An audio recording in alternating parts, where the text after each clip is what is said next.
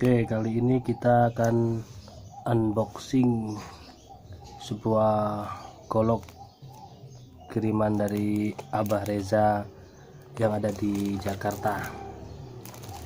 Kita buka ya.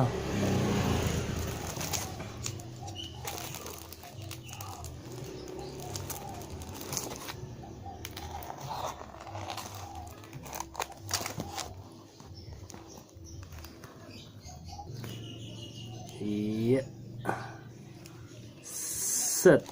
Nah, inilah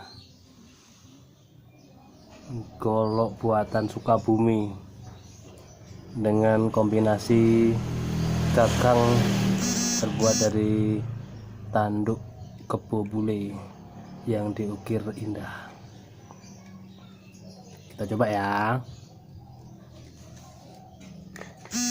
Yes, bisa buat ngaca bro.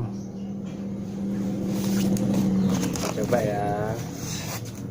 Wih,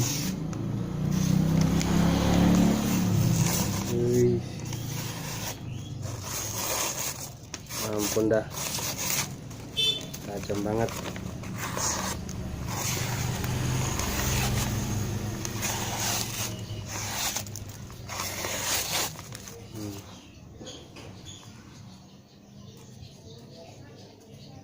Bisa buat ngaca ini. Oke.